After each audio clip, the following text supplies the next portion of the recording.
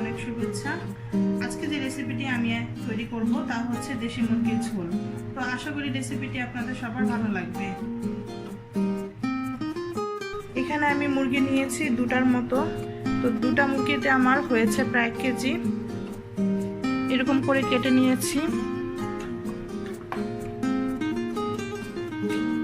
কলিজাও দিয়ে দিয়েছি সাথে। চুলায় একটি কড়াইয়ে আমি পরিমাণ মতো তেল দিয়ে দিয়েছি। তেলটা গরম হয়ে গেছে। তো এখন আমি দিয়ে দিচ্ছি দুটো তেজপাতা, এরকম কেটে ছিঁড়ে দিয়েছি। 5টার মতো এলাচ, লবঙ্গ প্রায় 3টার মতো দিয়ে দিচ্ছি, গোলমরিচ 4-5টার মতো, এলাচ দিয়ে দিচ্ছি 4টার মতো, আর দিয়ে দিচ্ছি 1/2 চা চামচের মতো শাহি জিরা। এখন আমি একটু নেড়ে নিচ্ছি। দিয়ে দিচ্ছি 4 চামচের মতো পেঁয়াজ বাটা, 1 চামচ রসুন বাটা, আর 1.5 চামচের মতো আদা বাটা। সবগুলো আমি তেলে দিয়ে দিচ্ছি।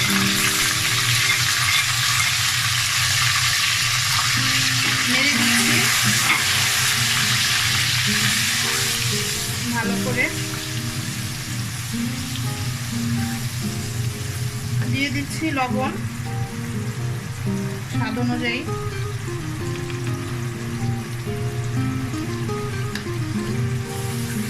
এখন আমি মশলাগুলো কিছুক্ষণ ভেজে নেব। আমার পেঁয়াজগুলো ভাজা হয়ে গেছে, মশলা পেঁয়াজ। চুলার আঁচ আমি মিডিয়াম করে দিয়েছি।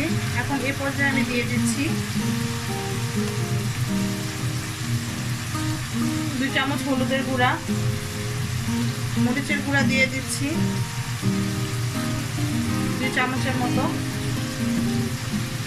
ভাজা জিরার গুঁড়া দিয়ে দিচ্ছি 1 চামচের মতো, ধনিয়া গুঁড়া দিয়ে দিচ্ছি 1 চামচের মতো। এখন পানি দিয়ে দিচ্ছি কষানোর জন্য।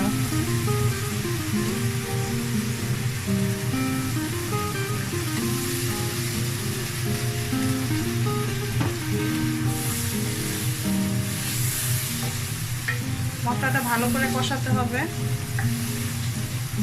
তো এই পর্যায়ে আমি ঢাকনা দিয়ে ঢেকে অপেক্ষা করছি।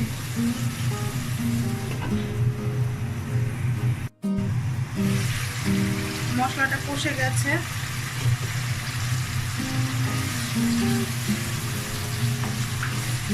তেল উপরে ভেসে এসেছে।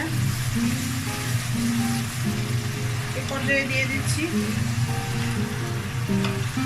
মুরগিগুলো।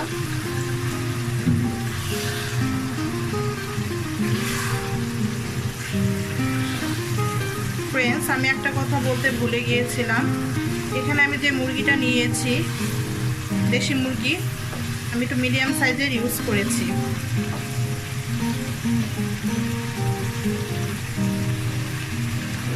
তো এখন আমি এই মুরগিগুলো মশলার সাথে ভালো করে কষিয়ে নিচ্ছি ঢাকনা দিয়ে ঢেকে। আর চুলার আঁচটা মিডিয়াম থাকবে। আমার মাংসটা কষানো হয়ে গেছে।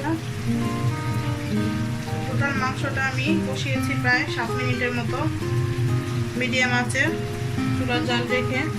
তো এখন আমি এ পর্যায়ে দিয়ে দিচ্ছি পানি।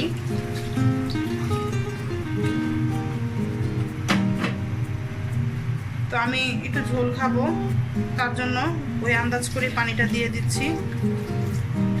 দেশি মুরগি সিদ্ধ হতে একটু সময় লাগে।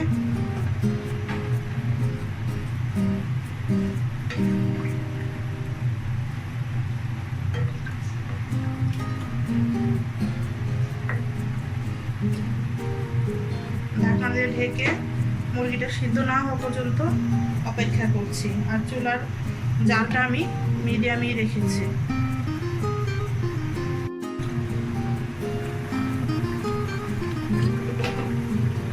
আমার মুরগিটা সিদ্ধ হয়ে গেছে।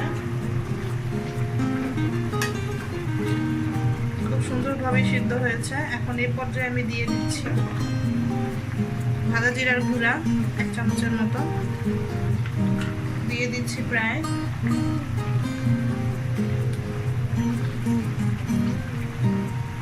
5টার মতো কাঁচামরিচ। তো কাঁচামরিচটা আমি ফ্লেভারের জন্য দিয়েছি।